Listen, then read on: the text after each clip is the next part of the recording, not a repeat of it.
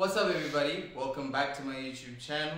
You know, we're back and we're better. I'm on my revenge arc, I'm on my consistency arc, I'm on all kinds of arcs.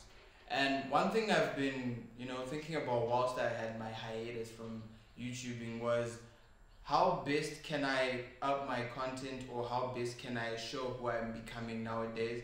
And I think the best thing, or the only thing that came to mind, was how I was forced to think about making my content better and making myself better whilst I was in this situation. And the thing that was coming to me the most was doing some sort of video about early 20s, which I'm currently navigating, and like my teens, and also help people with like doing things that they are not supposed to do, as well as doing things that they're supposed to do.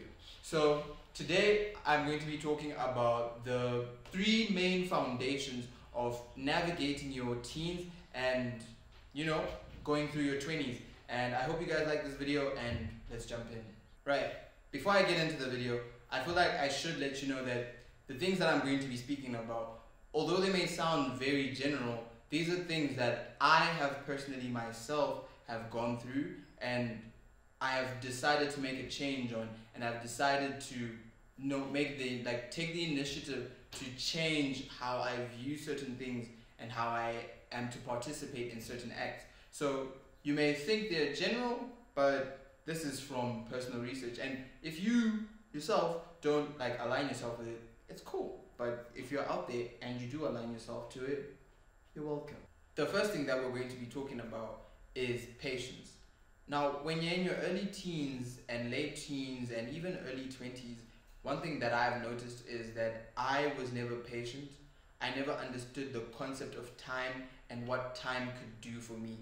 So what I mean by this is, when I was for example, 15, 16, I felt like I was late to certain things in life because maybe someone else was getting those things in life, or maybe my friends were way ahead of me, and I felt like I needed to rush the process, right? Everyone knows the whole trust the process thing, and it's like, in this day and age, it seems so stereotypical for someone to tell you to trust the process, but trusting the process is literally what cements this foundation of patience, because you need to learn to delay the gratification, and you need to learn to really go down the road, because sometimes I'm a very spiritual person and I believe in God, and people always speak about the plan that God has for you and the plan that you have for yourselves are two separate things. Because sometimes you think, and I don't know if you've seen the memes, if I do find some, or the post, I'll post them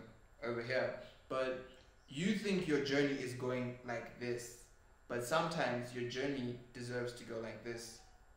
So sometimes you should understand that I'm going to get to my peaks and I'm going to hit, my lows.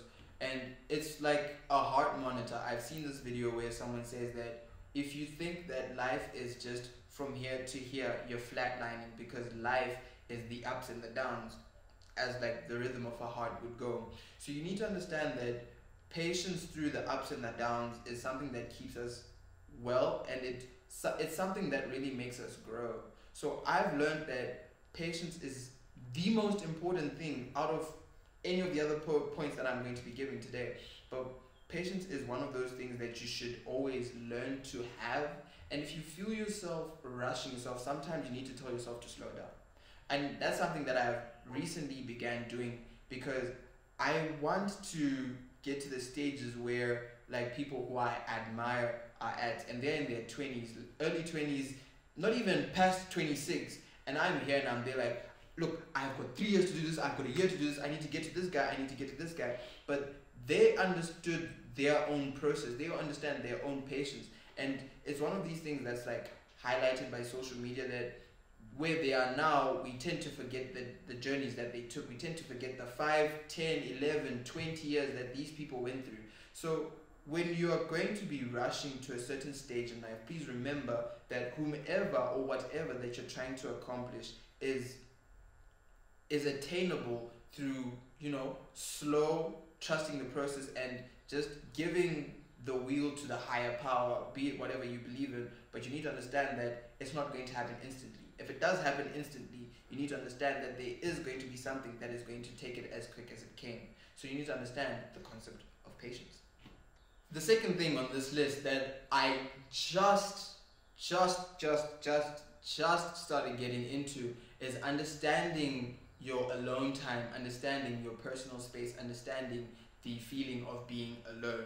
And when I mean being alone, I don't mean as in being lonely, but understanding the art of the self, understanding the art of being one.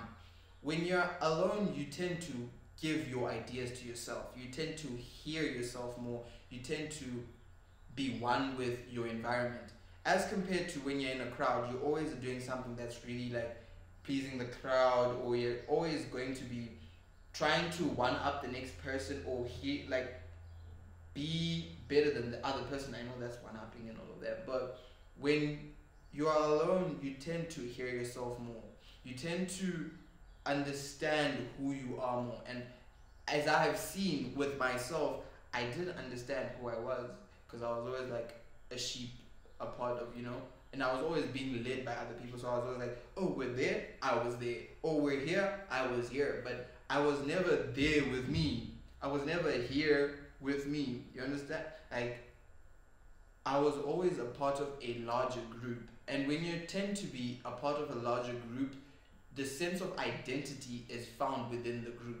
So that's why most people, and like I've been talking to like younger kids, and I coach gymnastics, and I am invited to places where I can get to speak about this, because I'm now interested in such a field of helping young men and women, young boys, whatever you want to call them. But like, I'm in a space where I'm now invited to talk to them. And one thing that I've seen is that we are swallowed by who we are with, right? People need to learn to stay alone, to grow, because growth only happens by yourself. There's never been a plant, there's never been anything that grows in multiples. If it grows in multiples, it's mushrooms, and mushrooms do only one thing, and that's not good. I don't know. But what I'm trying to say is that when you are alone, you tend to grow more. You tend to understand the perspectives of other people that you may have ignored, the perspectives of people who are trying to help you, the perspective of the world. And that's wild to actually think of. And sometimes you get to actually see yourself. And seeing yourself has never been one thing. Like, I look in the mirror and I'm like, oh, today I look fresh. But it's not that. Seeing yourself is getting to understand why you are who you are, why you tick, what inspires you, what makes you happy, what makes life well for you. So understanding that sometimes I need to take maybe an hour, 2 hours alone, it's one thing that's very important. And these days, one thing that I'm now doing is I'll spend a good 3 hours alone. If it means that I'm going to switch off my phone, I'm not editing anything, no games, nothing, no book, I'm just enjoying my own company. And usually what I'll do when I want to do such things is I'll take a walk, maybe exercise. When I'm exercising, sometimes I'll do it with no music, because I get to feel my body or whatever. And other times it's just a short meditating session. I'm not yet good at meditating because my mind like moves at a mile a minute, but I have started to enjoy my company much more, because I am trying to find my identity. And this is a point that is so dear to me, and I feel like it's one that I should share with people, that they should find their identity apart from the crowd. Yes, sure, you can be in the crowd, but learn to be a person who's looked into rather than a person who's led in the crowd. That's my second point. Know yourself. Be alone. Now listen, this is actually funny and actually ironic, because the last point that I believe is foundation to your early teens and growing up is listening, the art of listening, the art of paying attention, and also learning how to speak. Now, I've never been a good listener. As I was growing up, be it in relationships, be it with friendships, be it with teachers, be with anyone, I wanted to be the loudest person in the room. I wanted to be heard. I wanted to be the center of attraction. Now, one thing that I did learn was that when you talk more, you're more prone to either lying, which I have been, I don't even have the adjectives, but I've done it.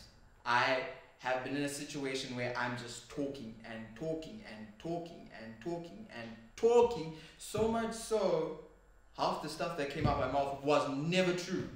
And the thing is, when you want to keep talking, you want to keep impressing whomever you're talking to, or you want to keep one-upping the person you're talking to. So nowadays, I may talk a lot, but I understand the art of listening, or even the art of silence. I may not even be paying attention to you, but I'm not speaking most of the time.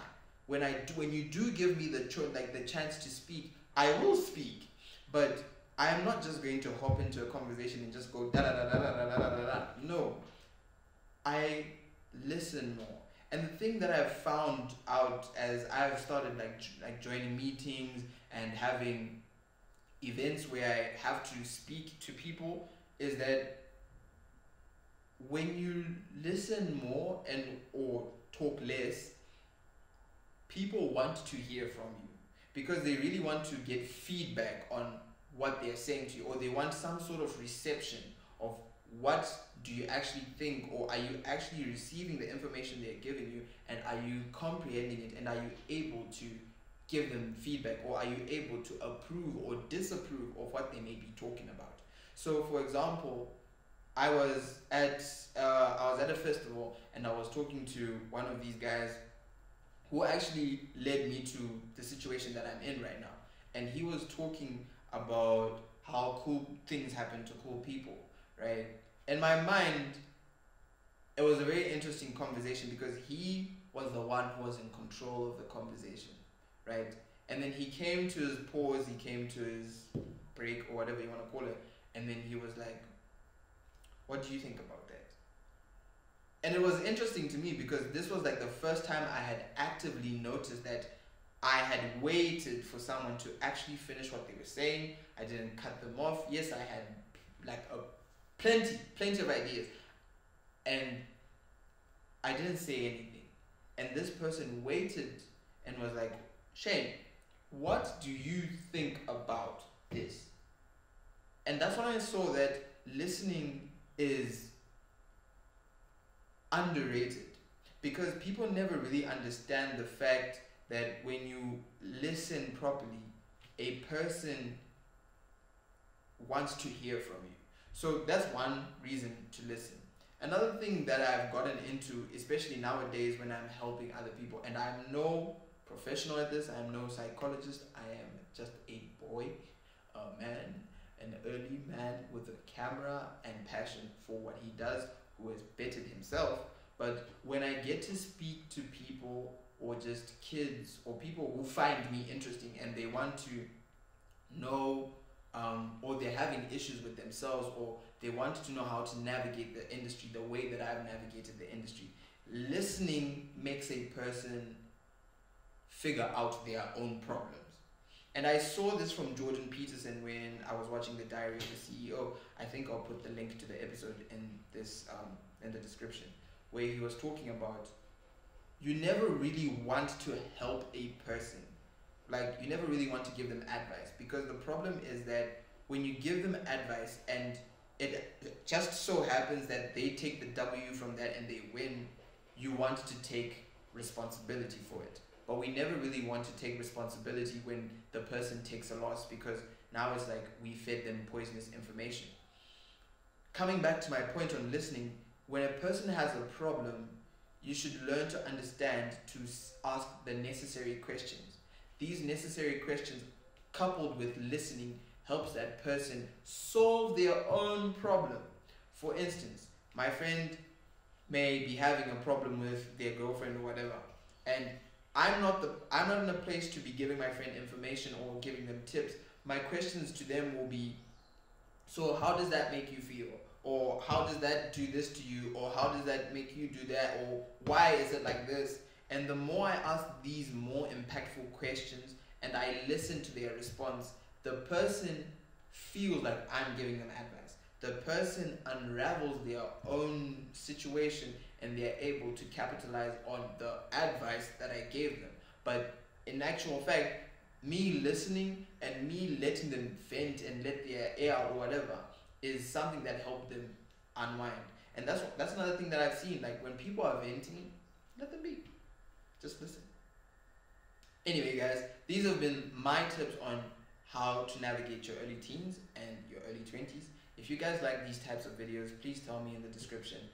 Someone had told me to do one of these videos, and I was really interested in and intrigued in what this kind of video would look like. If you guys want to see more of these videos, please let me know in the description. I was really intrigued with this idea of making such videos, and I think I'll continue with this. It's all dependent on how you guys receive this video, so please like, comment, and subscribe if you're not subscribed. I'll see you guys on Sunday with a vlog.